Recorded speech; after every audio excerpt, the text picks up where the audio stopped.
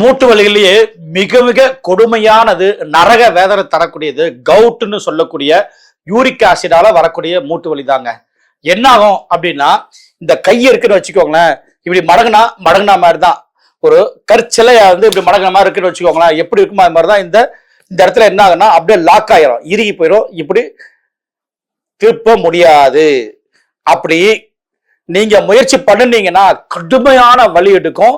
ரெண்டாவது ஏதாவது ஒரு ஆக்சிடென்டலா இது மேல ஏதோ வெயிட் பட்டு இப்படி நேரம் ஆகுதுன்னு வச்சுக்கோங்களேன், அப்ப என்ன ஆகும்னா இந்த இடம் பிரேக் ஆகவும் வாய்ப்பு உண்டு. உங்க இருதயத்தை நேரா போய் தாக்கக்கூடிய வாய்ப்பு உண்டுங்க. நான் இப்ப சொன்னது இந்த ஒரு முட்டை எக்ஸாம்பிளுக்கு சொல்றேன். இது மாதிரி கால் முட்டுக்கள், இந்த இடம், டோ பகுதி, விரல்கள் இங்கெல்லாமே என்ன ஆகும் அப்படின்னா இந்த யூரிக் ஆசிட் கிறிஸ்டலா ஃபார்ம் பண்ணி அப்படியே டெபாசிட் ஆகி இருக்குதுங்க. இந்த நோய் தயவு செஞ்சு எதிரிக்கு கூட வரக்கூடாதுன்னு நான் கடவுள்கிட்ட வேண்டிக்கிறேங்க. அப்படிப்பட்ட ஒரு கடுமையான நோயை நம்ம சித்தர்கள் அவங்க எவ்வளோ ஒரு அருள் இருந்தா நமக்கு ஈஸியா சரி பண்றதுக்கு மருந்து சொல்லியிருக்காங்க. நமக்கு அந்த மருந்து தெரியாம போயிடுச்சு. அந்த ரகசிய மருந்தை நான் இந்த காணொலியில உங்களுக்கு சொல்றேன். கவுட்டு யூரிக் ஆசிடால பாதிக்கப்பட்டு இந்த நரக வேதனை அனுபவிச்சுட்டு இருக்கிறவங்க யாரும் இனிமே கவலையா தூக்கி போட்டுருங்க. இந்த மருந்தை நீங்க செய்யுங்க. இல்லைன்னா பக்கத்துல இருக்கிற மருத்துவர்கிட்டயோ யாருக்கிட்டயோ இதை என்னன்னு கேட்டு நீங்க செஞ்சு சாப்பிட்டு ரொம்ப ரொம்ப அற்புதமா உங்க இழந்த வாழ்க்கையை மீண்டு எடுத்துக்கோங்க. வாங்க மேற்கொண்டு வீடியோக்குள்ளார போவோம். மிஸ்டர் லேடிஸ் சேனல் நேயர்களுக்கு வணக்கம். நான் உங்கள் அன்பு சகோதரன் கார்த்திகேயன், லக்ஷ்மி ஹெல்த் கேர் சென்டர்ல இருந்து பேசுறாங்க. நம்ம சித்த மருத்துவத்துல குணப்படுத்த முடியாத நோய்களே இல்லை அப்படின்னு சொல்றாங்க. 4448 நோய்களுக்கும் அந்த காலத்திலேயே மருந்துகள் சொல்லி வச்சுட்டாங்க. அதுல ரொம்ப கடுமையான கர்ம நோய்கள் அப்படின்னு சொல்லக்கூடிய நோய்கள்ல தான் இந்த கவுட்னு சொல்லக்கூடிய மூட்டு வலிங்க. என்ன ஆகும் அப்படின்னா, நான் ஏற்கனவே சொன்ன மாதிரி கை கால் மூட்டுக்கள்லாம் இறுகிடும். இது ஏன் இது மாதிரி ஆகுது அப்படின்னா, நம்ம உடல் அன்றாடம் வளர்ச்சிதை மாற்றம் அடையும் போது, வளர்ச்சிதை மாற்றம்னா நம்ம சாப்பிட்றோம் இல்லையா, அந்த சாப்பாடு செரிக்கப்பட்டு அன்னரசமா உடல்ல சேர்ந்து ஒவ்வொரு செல்லுக்கும் போய் அது அந்த சக்தியை பயன்படுத்தி வளர்ச்சி அடையும். கொஞ்ச காலத்துல அந்த செல்லு இறந்து ஒரு புது செல்லு உருவாகும். இப்படி அன்றாடம் நடக்கக்கூடிய ஒரு தன்னிச்சை நிகழ்வு தான் மெட்டபாலிசம், அதாவது வளர்ச்சிதை மாற்றம் அப்படின்னு சொல்லுவாங்க. இந்த ப்ராசஸ்ல என்ன ஆகும், ஒரு சில கழிவுகள் உருவாகும். அது மாதிரி வெளியேற்றப்பட வேண்டிய ஒரு கழிவு பியூரின் அப்படின்னு சொல்லுவாங்க. அந்த பியூரின் என்ன ஆகும் அப்படின்னா யூரிக் ஆசிடா ரத்தத்துல மாறும். அது நிறைய கெமிக்கல் ப்ராசஸ், அதை போட்டு நம்ம குழப்பிக்க வேண்டாம். அந்த யூரிக் ஆசிட் என்ன ஆகும் அப்படின்னா அன்றாடம் நம்ம யூரின் வழியா வெளியேறுங்க. இப்ப என்ன ஆகுது அப்படின்னா, ஒரு சிலருக்கு மரபு ரீதியா யூரிக் அந்த ஒரு சிலருக்கு என்ன ஆகுதுன்னா மரபு ரீதியா கிட்னி யூரிக் ஆசிடை வெளியேற்றக்கூடிய தன்மை கம்மியா இருக்கும். இதனால என்ன ஆகுது அப்படின்னா யூரிக் ஆசிட் ரத்தத்திலேயே கலக்க ஆரம்பிக்குது.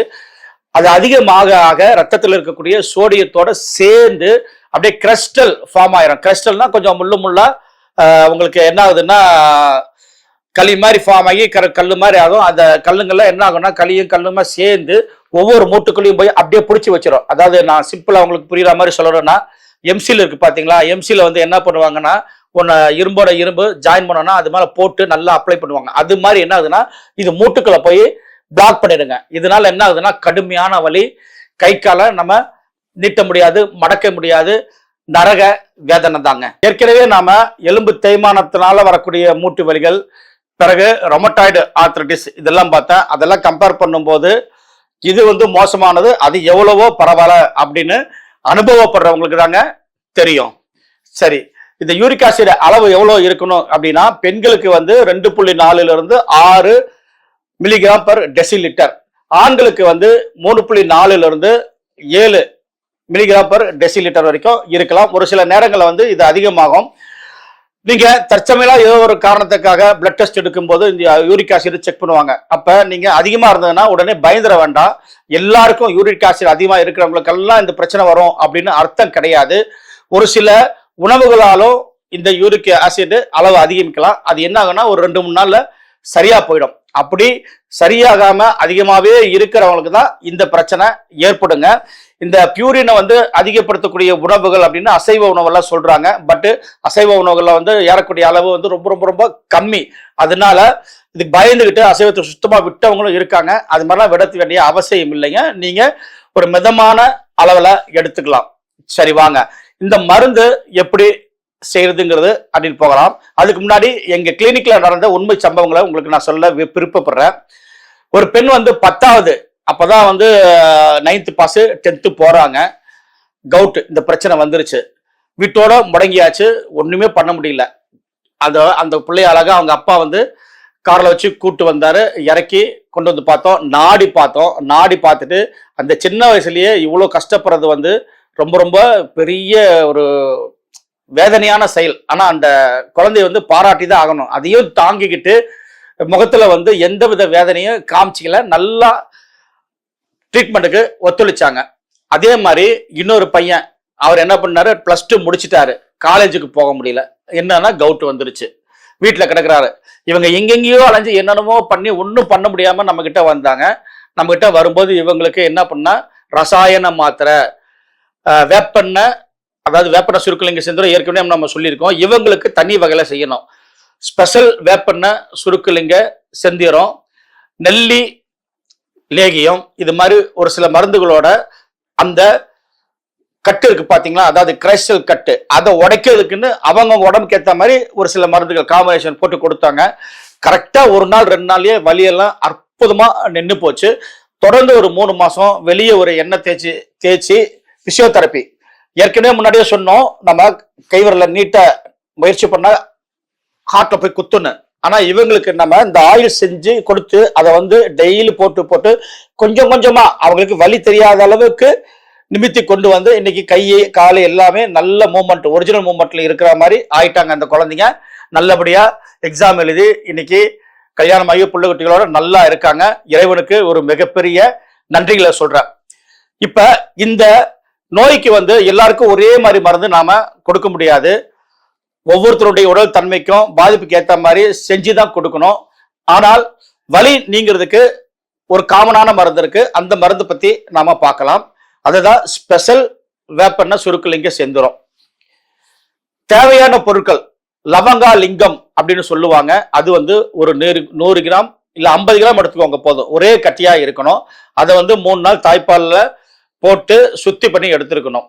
பூண்டு வந்து ஒரு 1/2 கிலோ, ஓமம் வந்து ஒரு 1/2 கிலோ, வேப்பெண்ணெய் வந்து ஒரு 1/2 லிட்டர், குங்குமப்பூ 10 கிராம். இப்ப என்ன பண்றீங்கன்னா, பூண்டு வாங்கணும் இல்லையா, பூண்டை வந்து உரிச்சிட்டு ஒத்த பூண்டா நல்ல மலை பூண்டா இருக்கட்டும், காரம் அதிகமா இருக்கணும். அந்த பூண்டை என்ன பண்றீங்க, நீங்க உரிச்சு நல்லா அரைச்சி மாவு மாதிரி ஆக்கிக்கோங்க. ஒரு பாத்திரத்துல என்ன பண்றீங்கன்னா, ஒரு 1/4 கிலோ இந்த பூண்டு மாவை போட்டு அது மேல வந்து இந்த லவங்கா லிங்கத்தை வைக்கிறீங்க. திருப்பி அதை மூடி மீதி இருக்கிற 1/4 கிலோ பூண்டை போட்டுறீங்க. பூண்டை போட்டு 24 மணி நேரம் சிறுதியில எரிக்கணும். இந்த மருந்து செய்யறதுல இதுதான் கொஞ்சம் சிரமமான வேலை. கொஞ்சம் கொஞ்சமா பொறுமையா இருக்கணும். ஆள் மாத்தி கூட உட்காந்து வாட்ச் பண்ணிக்கிட்டே இருங்க. 24 மணி நேரத்துக்கு அப்புறமா என்ன பண்றீங்கன்னா, அந்த லிங்கத்தை வந்து உள்ள இருந்து எடுக்கிறீங்க. இப்ப என்ன நடக்குது அப்படின்னா, இந்த பூண்டுல இருக்கக்கூடிய சக்திகள் எல்லாமே வந்து அந்த லிங்கத்துல இருந்து உக்காந்துரும். இப்பதான் என்ன பண்றதுன்னா, ஒரு பொருள் இருக்கக்கூடிய சக்தியை இன்னொரு பொருளுக்கு மாற்றக்கூடிய டெக்னிக் வந்து சுருக்கு கொடுக்கறதுன்னு சொல்லுவாங்க. அது இந்த மாதிரி மெத்தட்ல தான் செய்வாங்க. இப்ப பூண்ட சுருக்கு கொடுத்த லிங்கத்தை எடுத்து தொடச்சிக்கிட்டு ஒரு வெள்ளை துணி, ஒரு அடி விட்டமுள்ள வெள்ளை துணி, காட்டன் துணியா இருக்கணும். அதுல வந்து ஓமத்தை கொட்டுறீங்க. பாதி அளவு, நம்ம ஏற்கனவே 1/2 கிலோ ஓமம் சொன்னா ஒரு 1/4 கிலோவை ஒரு இப்படி கூம்பு மாதிரி கொட்டுங்க. கொட்டிட்டு அது மேல அந்த லிங்கத்தை வைங்க. லிங்கத்தை திருப்பி மூடி மறைக்கிற மாதிரி மீதி இருக்கிற ஓமத்தை கொட்டுங்க. ஓமத்தை கொட்டிட்டு அந்த துணியை என்ன பண்ணுங்க, ஒரு மூட்டை மாதிரி கட்டுறீங்க. மூட்டை மாதிரி கட்டிட்டு ஒரு பவல்ல வந்து நீங்க அந்த மூட்டையை வைங்க. மூட்டையை வச்சுட்டு நம்ம வேப்பெண்ணெய் சொன்ன இல்லையா, அந்த வேப்பெண்ணெயை வந்து கொஞ்சம் கொஞ்சமா ஊத்துங்க. ஏன்னா துணி வழியா அந்த வேப்பெண்ணெய் உள்ள போய் ஓமம் நல்லா ஊறி அந்த லிங்கத்தை போய் சென்றடையணும். இது மாதிரி வந்து அந்த இருக்கக்கூடிய எண்ணெய் எல்லாம் ஊத்துறீங்க. எக்ஸஸா இருக்கிற எண்ணெய் அந்த பவல்ல அப்படியே தங்கிரும். இதை வந்து நீங்க என்ன பண்றீங்கன்னா, அடுப்புல திருப்பி வந்து எரிக்க ஆரம்பிக்கிறீங்க. இப்ப என்ன ஆகும் அப்படின்னா, எண்ணெய் இருக்கு இல்லைங்களா, எண்ணெய் வந்து ஒரு 1 மணி நேரம் 1.5 மணி நேரத்துல எரிஞ்சு உங்களுக்கு வந்து ஒரு பிளாஷ் பாயிண்ட் மாதிரி கப்புன்னு எரிஞ்சு அணையும். பிறகு கொஞ்ச நேரத்துல துப்புன்னு எரிய ஆரம்பிக்கும். ஒன்றும் பயப்பட வேண்டாம்.